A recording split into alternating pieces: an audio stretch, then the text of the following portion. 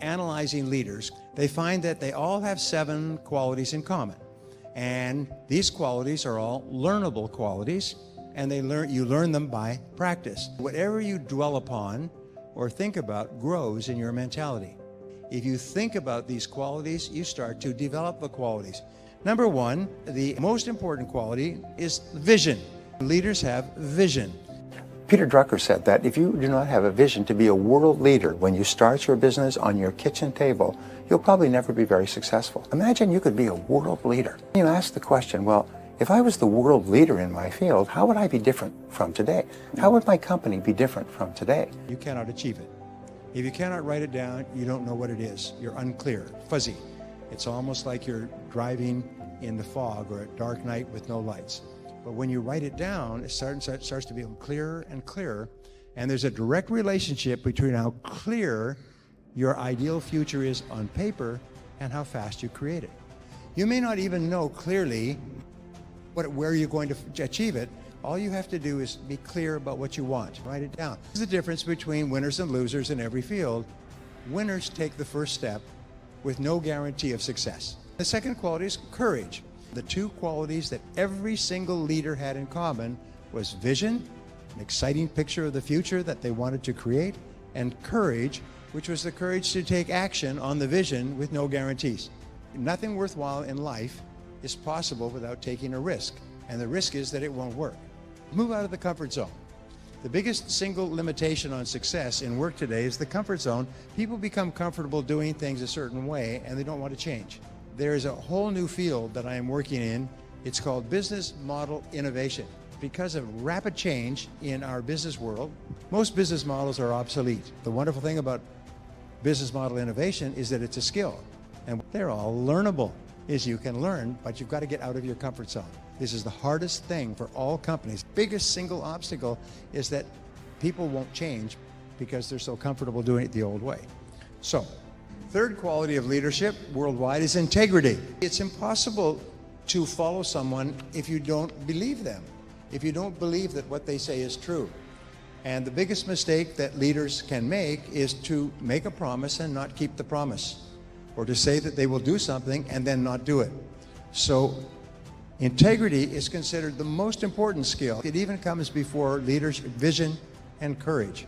So it's really important, if you're a leader and you have a reputation for not telling the truth, you will soon be pushed aside.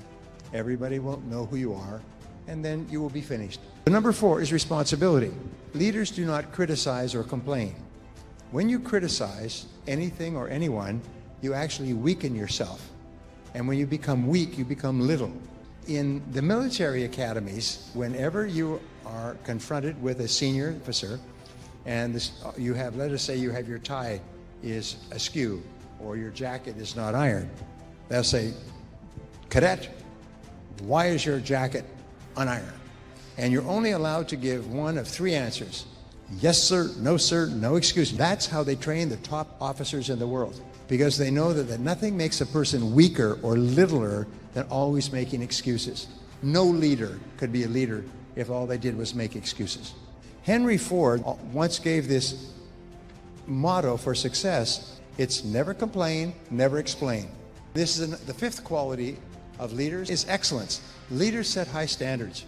Leaders work for excellence in products and services, because they're constantly striving. They did a study recently, fastest growing small and medium-sized companies in America.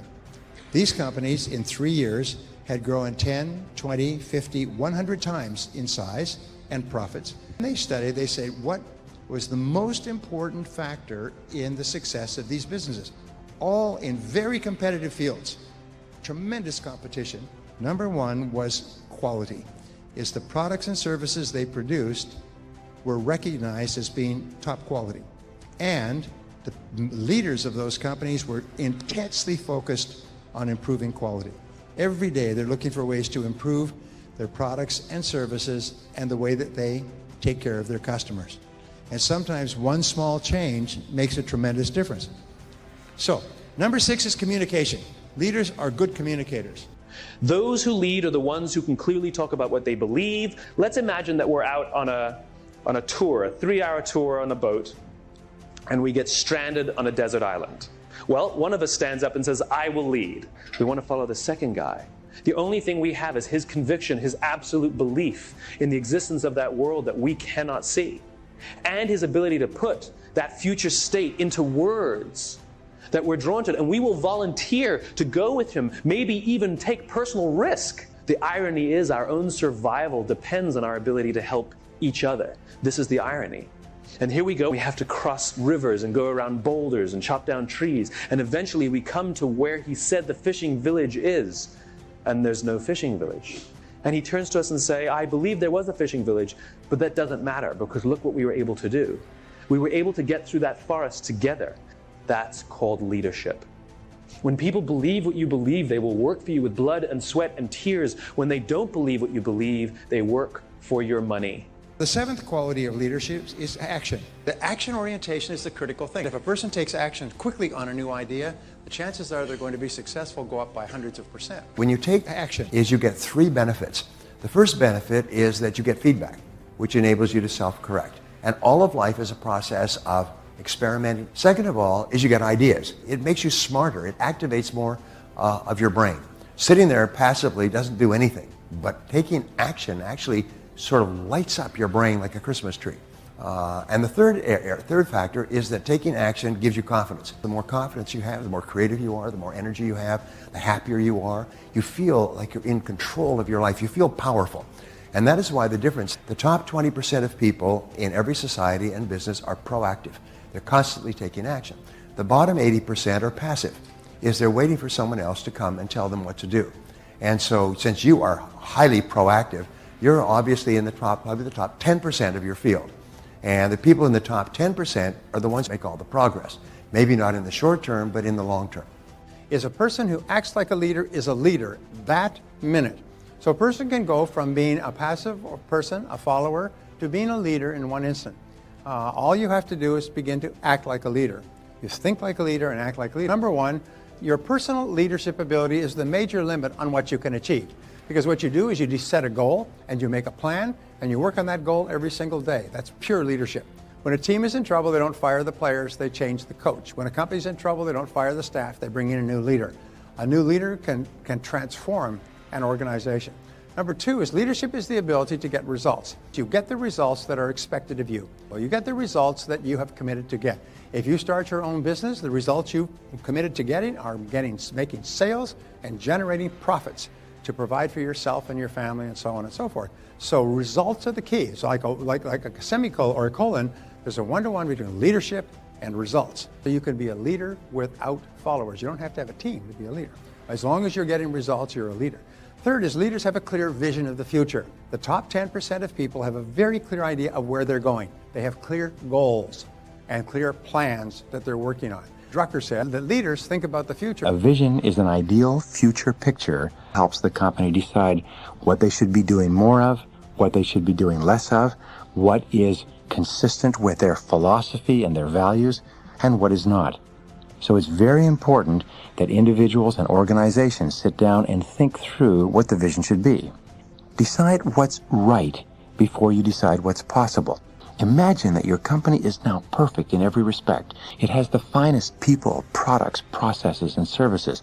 What would it look like? What would it stand for? Allow yourself to play with this idea.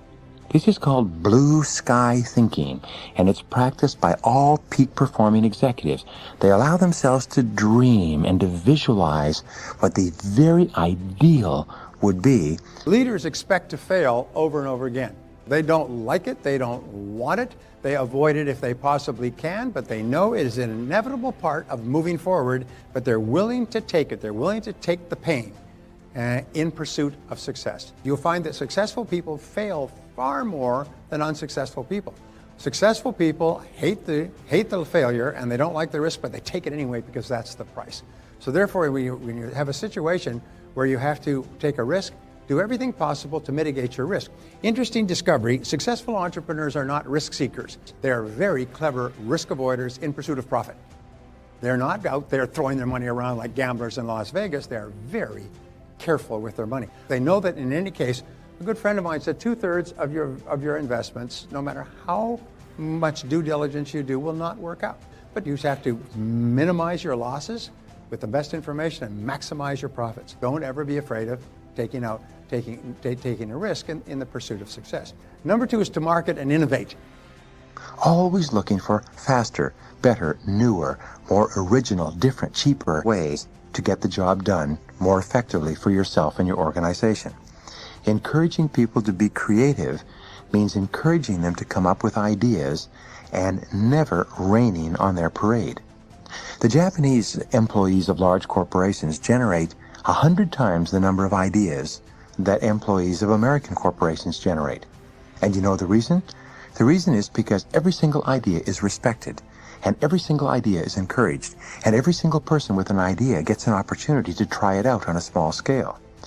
In American corporations, however, when somebody comes up with an idea, everybody takes turn dumping on the idea and pointing out all the holes in the ideas.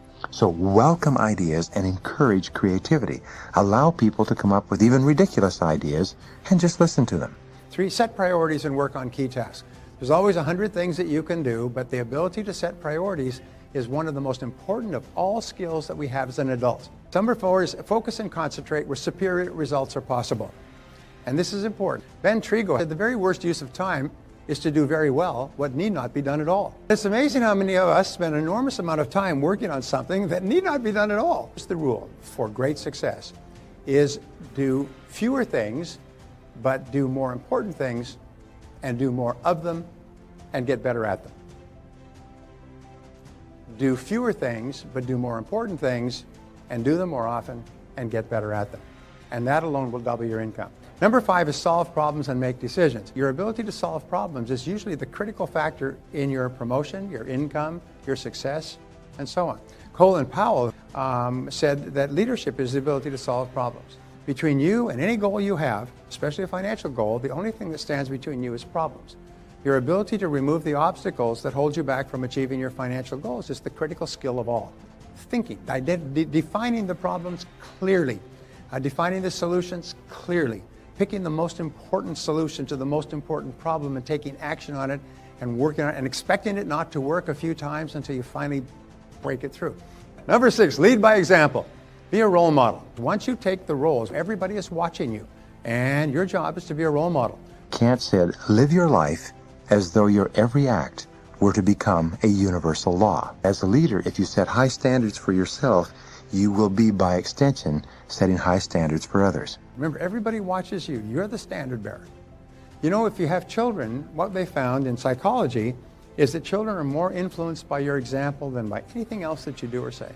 Well, anything else that you say. Number 7 is perform and get results. What can you and only you do that, if done well, can make a real difference? Sometimes it's a decision you need to make, or a customer you need to call, or a sales plan you need to initiate.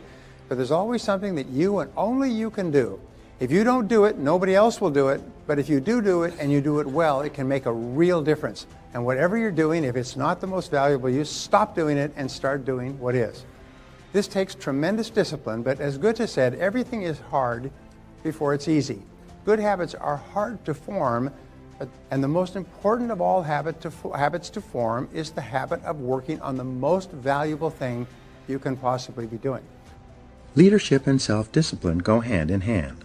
It is not possible to imagine an effective leader who lacks self-discipline, willpower, self-control, and self-mastery. The overarching characteristic of a leader is that he is in complete control of himself and every situation. There has seldom been a time in history when leaders were so needed and so much in demand as today. We need leaders at every level of society, both in the profit and non-profit sectors. We need leaders in our families, businesses, places of worship, community organizations, and especially politics. We need men and women who take their responsibilities seriously and are willing to step forward to take command of the situation. Fortunately, leadership is learnable. Leaders are developed, usually self-developed, over time through hard work, experience, and training. As Peter Drucker once said, there may be natural-born leaders, but there are so few of them that they make no difference in the great scheme of things. 4 stages of development. In your career in business, you progress through 4 levels of activity and attainment. First, you start off as an employee with limited knowledge and experience. Then, as you grow, learn, and develop the ability to get results, you evolve upward and become a supervisor, with responsibility for the performance and results of other people. As you continue to move up the scale of supervision, improving your ability to get things done through others from directly overseeing the work of employees, you become a manager, someone who assigns work to people with demonstrated competence in certain areas. Managers have a larger view, and this comes with greater responsibilities. As you move up the scale of management, becoming more knowledgeable and effective and getting more and better results from more and different people, you reach the highest level, that of a leader.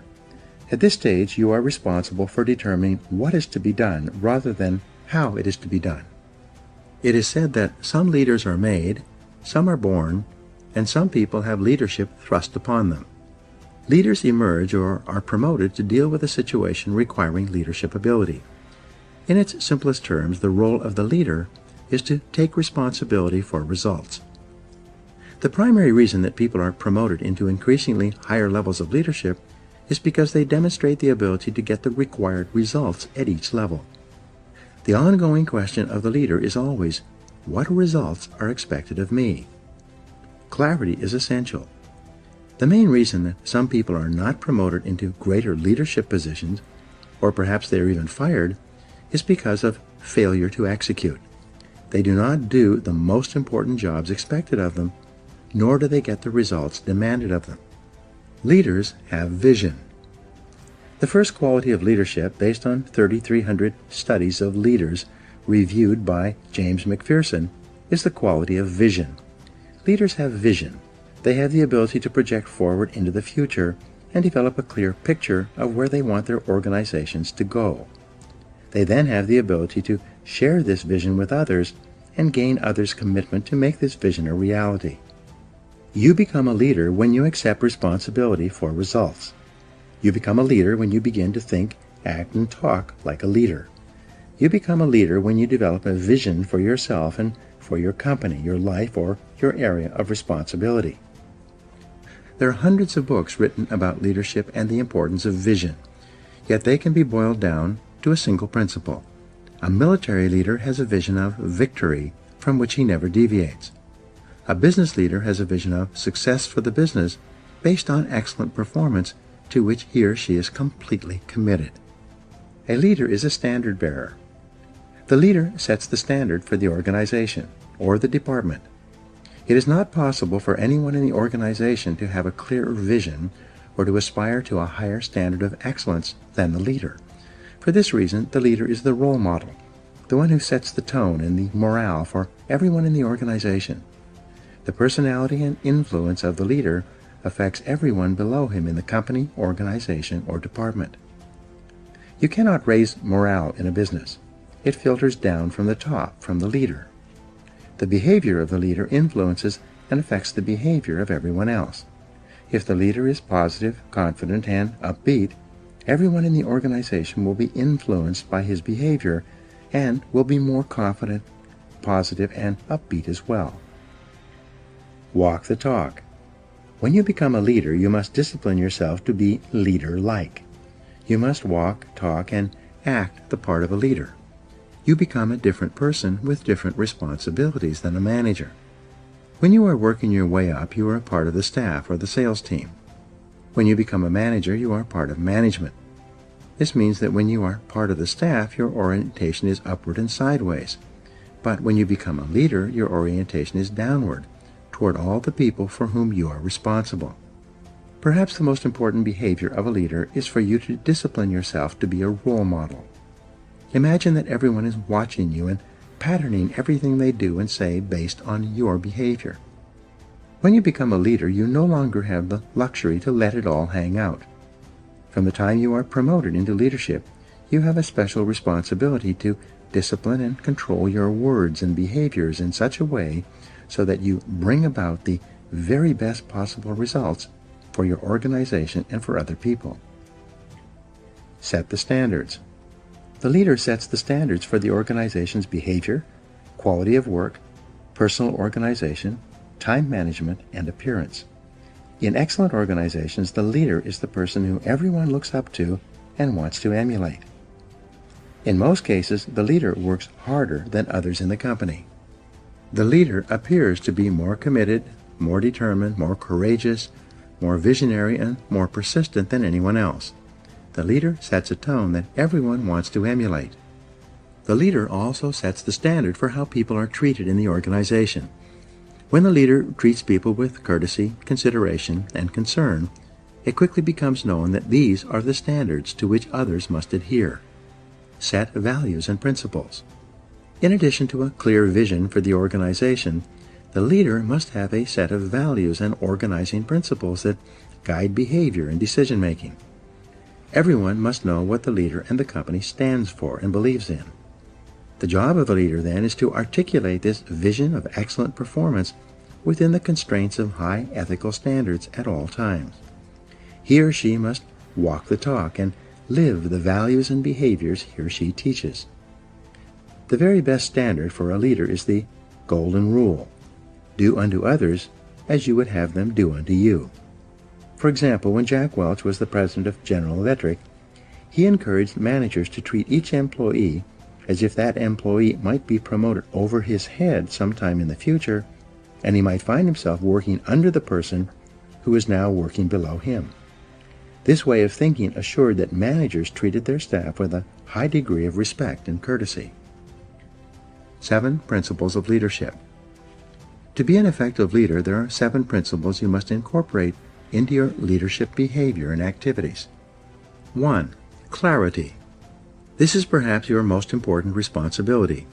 You must be absolutely clear about who you are and what you stand for. You must be absolutely clear about your vision and where you want to lead your people. You must be absolutely clear about the goals and objectives of the organization and how they are to be achieved. Especially, you must be absolutely clear about the values, mission, and purpose of the organization and what it stands for. Everyone around you and below you must know exactly why they are doing what they do and what their company has been formed to accomplish. 2. Competence.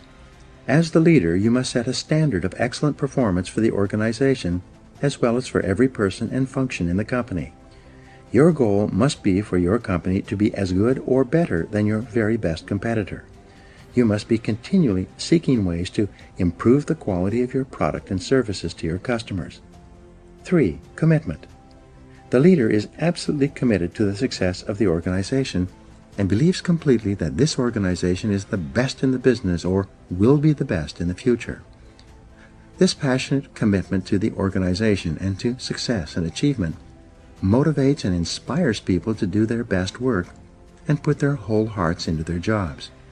4. Constraints. The job of the leader is to identify the constraints or limiting factors that set the speed at which the company achieves its most important goals of revenue and profitability. The leader then allocates people and resources to alleviate those constraints and remove the obstacles so it can perform as one of the best in the business. 5. Creativity. The leader is open to new ideas of all kinds and from all sources. The leader is continually encouraging people to find faster, better, cheaper, and easier ways to produce excellent products and services and to take better care of customers. Number 5. Continuous learning. The leader is personally committed to reading, listening, and upgrading his or her personal knowledge and skills as an executive. The leader should attend additional seminars and courses to improve his or her skills and abilities. At the same time, the leader encourages everyone in the organization to learn and grow as a normal and natural part of business life. The leader provides time and resources for training and development. The leader knows that the best companies have the best trained people. The second best companies have the second best trained people, and the third best companies have the least trained people and are on their way out of business. Number 7 is consistency. The leader has the self-discipline to be consistent, dependable, reliable, calm, and predictable in all situations. One of the great comforts of business life is for an employee to know that the leader is completely consistent and reliable.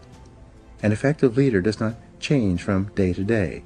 The leader is not blown in the wind by each new situation or problem or emergency that arises. Instead, the leader is calm, positive, and confident, especially under pressure. The inevitable crisis. The only thing that is inevitable in the life of the leader is the crisis. When you rise to a position of leadership, you will experience crises repeatedly, crises that are unpredictable, unbidden, and often capable of seriously damaging the organization. It is in the crisis that the leader demonstrates his competence. In times of crisis, the leader becomes calm, cool, objective, and completely in control. The leader asks questions and gathers information.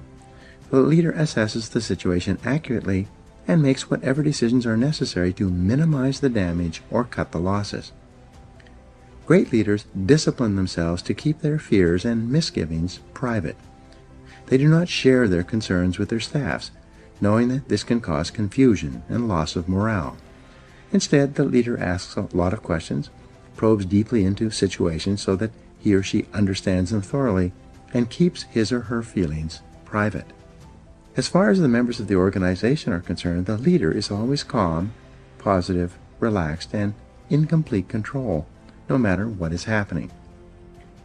Self-control and leadership. There's a direct relationship between your ability to discipline yourself and your behaviors and your readiness to lead. It is only when you prove to others that you are in complete control of yourself that they develop the confidence to put you in a leadership position and keep you there. The leader realizes that everything he says to or about another person is magnified. The leader therefore praises and encourages people, both in their presence and when they are not around. He never says anything negative that could be misinterpreted or that could demotivate or offend another person. If he has problems with someone, he addresses them privately, out of sight and earshot of anyone else. Leadership qualities. Leaders discipline themselves to plan, prepare, organize, and check every detail. They take nothing for granted. They ask questions to ensure that they have a complete understanding of a situation, problem, or difficulty. Great leaders act as if they own the entire company. They accept a high level of personal responsibility. The leader never complains, makes excuses, or blames others for problems. Leaders are intensely action-oriented. They gather information carefully and they make the decisions that are necessary. They set measures and standards and hold others to them. They insist that the job be done quickly and well. Leaders rise to the top. Leaders rise to the top of an organization as cream rises in milk. When you accept complete responsibility for getting results, concentrate single-mindedly on completing your most important tasks, continually upgrade your knowledge and skills as well as your ability to contribute value to your company, and treat other people with kindness and consideration, you will emerge as a natural leader. As you demonstrate your ability to make an increasingly valuable contribution to your organization, people above, below, and on both sides of you will want you to be promoted into leadership and will support you when you reach that position. One of your primary aims in life is to walk, talk, act, speak, and treat others as a leader would. Eventually, your position will be equal to your performance.